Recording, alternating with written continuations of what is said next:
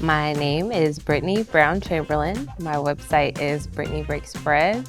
And at Brittany Breaks Bread, you can find a multitude of cozy comfort food with a bit of a twist.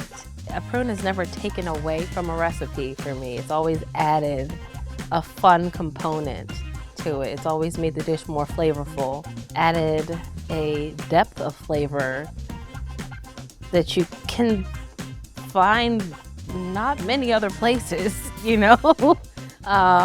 There's a sweetness. You can caramelize them and add them to some caramelized onions, throw it on a burger. It's delicious. Like, there's so many different things you can do with a prune that you can't do with a lot of other types of foods. Try it. It's not gonna hurt you.